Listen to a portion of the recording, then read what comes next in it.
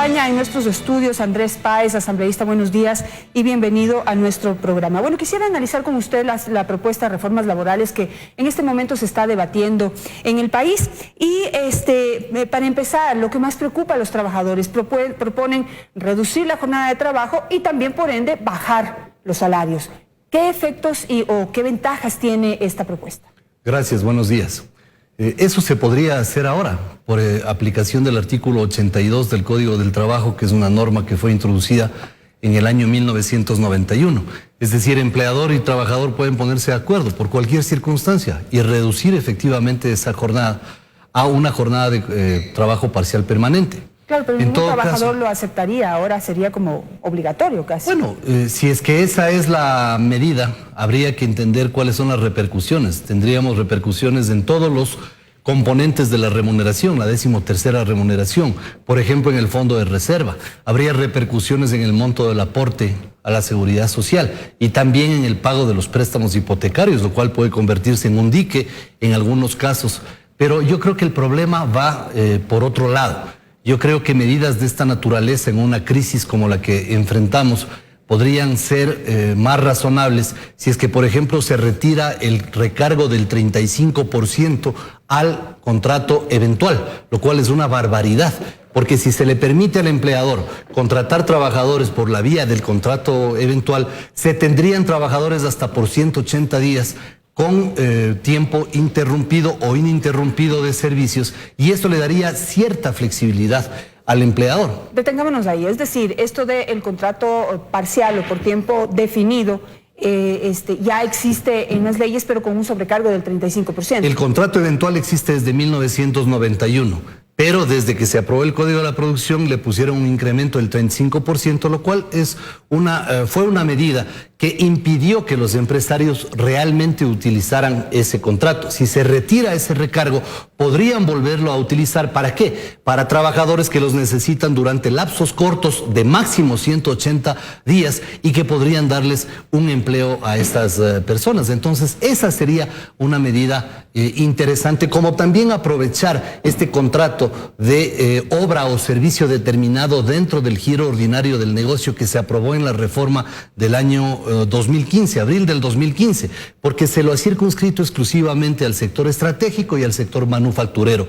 ¿Por qué no extenderlo al sector servicios, a la pequeña industria, a la mediana industria, para hacer que durante lapsos determinados, 6 meses, 8 meses, hasta un año, puedan también los empresarios utilizar ese tipo de contratos e incorporar personas a sus empresas, de manera que la gente pueda tener empleo? Porque aquí el problema en el fondo es el empleo. La gente no tiene empleo, la gente está siendo despedida en algunos segmentos de la economía, y es importante procurar que a la gente le den empleo, porque la gente que tiene salarios va a los mercados a comprar. Y cuando los empresarios están vendiendo, necesitan más trabajadores para producir más. Es decir, el salario tiene un círculo virtuoso que desgraciadamente este gobierno no lo ha entendido por estar enfrascado en una política de populismo laboral, de plantear una serie de cosas que son finalmente contraproducentes con el propósito fundamental de un gobierno que es generar empleo, y que se ha convertido en la mayor deuda del correísmo con el país.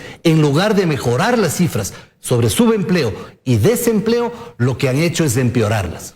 Ahora, sobre la reducción de las horas de trabajo, una pregunta, digamos, que me asalta. Si reducen las horas de trabajo, reducen los salarios de los trabajadores, pero también reduce la productividad de la empresa y también la capacidad de consumo de ese trabajador. Es decir, no se produciría ese círculo virtuoso que esperamos que se produzca, en que genere dinamismo en la economía nacional. La propuesta, entiendo que lo que busca es salvar que el trabajador no se quede sin nada de ingresos, sino que se quede al menos con una parte de esos ingresos. Claro, esto tiene repercusiones, pero lo que no entiende el gobierno es que hay que acabar con el populismo laboral, y lo que hay que hacer en este caso no es solamente pensar en la jornada de trabajo y cuánto cuesta esa jornada de trabajo, sino cuánto cuesta producir las cosas. Es decir, si usted tiene un empresario con reglas extremadamente rígidas en materia laboral, y tiene una carga tributaria enorme, asfixiante para los empresarios, los problemas van a seguir, porque en el fondo lo que los empresarios están también sufriendo es una carga tributaria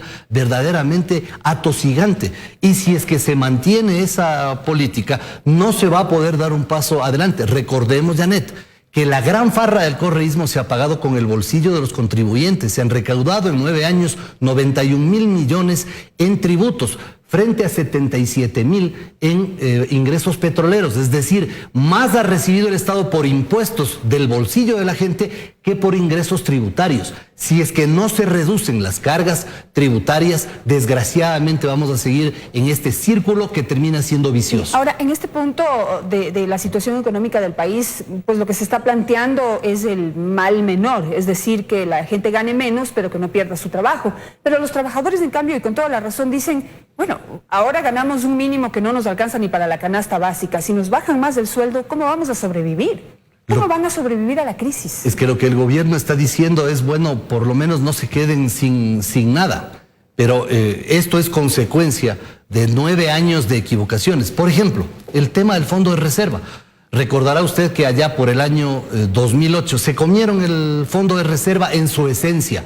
Y ahora están planteando un seguro de desempleo que es precisamente uno de los motivos con los cuales fue legislado el fondo de reserva decenas de años atrás.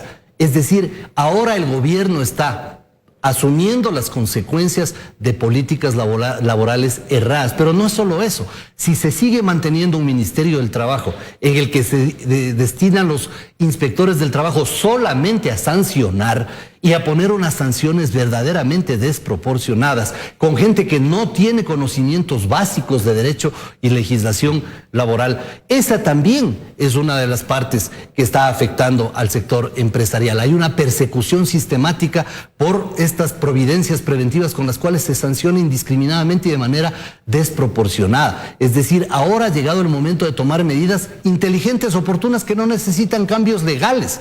Por ejemplo, aplicar el contrato por obra determinada a otros sectores se lo puede hacer con un simple acuerdo ministerial. Eliminar ese 35% de los contratos eventuales para que... Eliminar el 5% del impuesto a salida de divisas. Esa podría ser una medida también, porque no puede entenderse el mundo de las relaciones de trabajo por fuera del mundo de las cargas tributarias que determinan un costo exagerado en el costo de producción de las empresas. Andrés, ¿cómo bajar los sueldos de los trabajadores si la Constitución lo prohíbe? ¿Habría que hacer una reforma constitucional o cómo van a resolver esa parte? Habría que hacer una reforma constitucional y legal, porque además es causal de visto bueno el reducir el sueldo del trabajador. En este caso tendría que haber acuerdo entre las partes para que efectivamente eso pueda producirse. Y los trabajadores no lo van a aceptar. En el otro tema, el tema del seguro de desempleo, usted que es un experto en el tema laboral, ¿cómo se aplica en otros países en donde existe un seguro de desempleo? ¿Pero quién lo financia? Fundamentalmente se lo aplica a través de la seguridad social, con los aportes que ha venido haciendo el trabajador y la empresa en que ha laborado tiempo atrás. Pero de manera que se ha tomado en cuenta eso, porque no se puede instaurar un seguro de desempleo sin haber aportado para ahorrar con ese motivo. Lo que pasa es que hubo seguro de desempleo, que era el fondo de reserva. Eso hay que leer las actas legislativas y está en el código, en la ley de la seguridad social. Dice que el fondo de reserva está destinado a los cesantes. Entonces, aquí lo que hay que entender es que ese seguro tendría que ser financiado con el dinero de los aportes ya realizados tiempo atrás por el trabajador y la empresa en la que ha laborado para este tiempo en el que va a perder su trabajo o se va a mantener cesante. Pero me parece que ahí el gobierno lo que está es apostando a otro tipo de medidas que podrían ser interesantes. Por ejemplo, en el caso de los practicantes, o que en donde se asumiría por parte del Estado el aporte del seguro social. Me parece esa una propuesta interesante que podría darle viabilidad. Desgraciadamente el impacto es demasiado reducido porque la gran masa de trabajadores está sujeta a una crisis galopante de la economía. Claro, lo que dice es para los jóvenes que tienen su primer trabajo, que el Estado asumiría el pago del seguro social, y para los practicantes que se les puede pagar como una compensación por alimentación y transporte. Pero sobre los jóvenes con el primer trabajo, si el gobierno va a pagar el seguro social, ¿Eso aumentaría, sería como parte o aumentaría la deuda que ya tiene en este momento con el Seguro Social? Porque claro, fácil es aumentar la deuda que tiene el Estado. Aumentarían los egresos del Estado respecto de la seguridad social.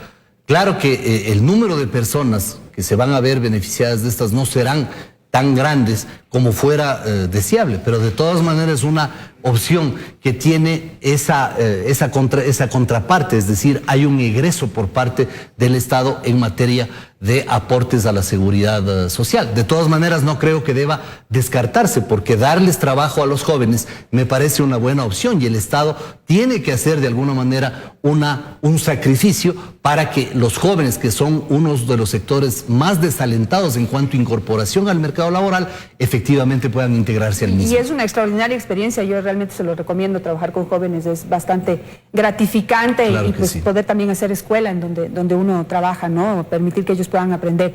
Pero quisiera seguir adelante. El sector productivo manifiesta que una de las medidas más rígidas que se puso en marcha fue el contrato a plazo indefinido, es decir, no poder contar con ese contrato a plazo fijo que les daba a los empleadores un año para decidir si ese trabajador se puede quedar indefinidamente o no. ¿Deberían volver a ese modelo?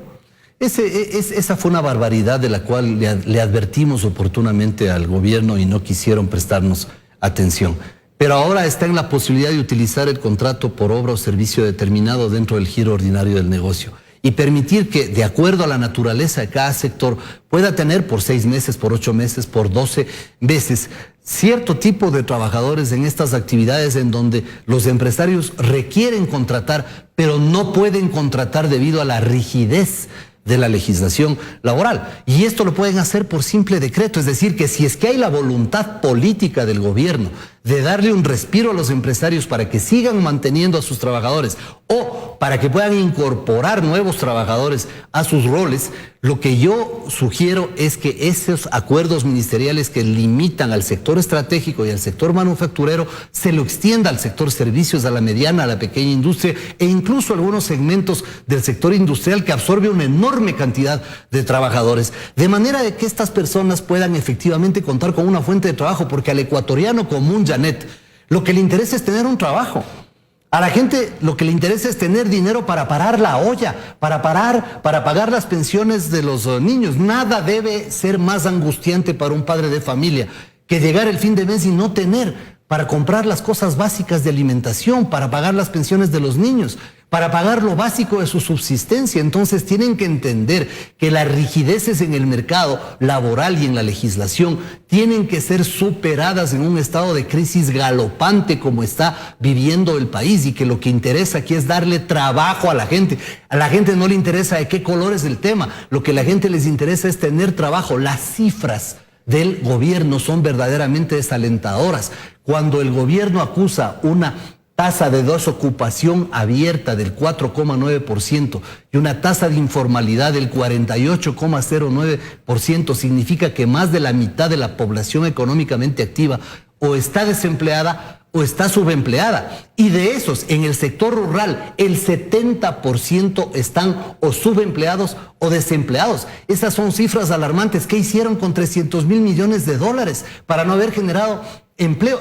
Pero van a decir, es que el desempleo bajó. Claro, metieron 300.000 burócratas. Entonces, ese incide en la tasa de desempleo, pero es un empleo no productivo. Entonces aquí el Ecuador tiene un grave problema y el correísmo tiene una deuda enorme, quizá la más grande con el país, que es el no haber generado empleo y no haber superado el problema grave que significa para un ciudadano, que es el estar subempleado, es decir, vivir a la buena de Dios, a lo que le cae, y eso no es compatible con un Estado moderno. Se me queda el tema de las utilidades, que hay trabajadores a los que se les redujo la posibilidad de acceder a sus utilidades, digamos, normales, de acuerdo a lo que genera la empresa, pero no quisiera terminar la entrevista sin preguntarle, de todas maneras, todas las medidas que se proponen son para los que ya tienen empleo, pero no hay nada para los que no tienen empleo, que son los que realmente van a vivir pero golpeadísimos por esta crisis. Esa es precisamente una de las cuestiones de fondo, y por eso yo propongo que para los que no tienen empleo se quite el 35% de recargo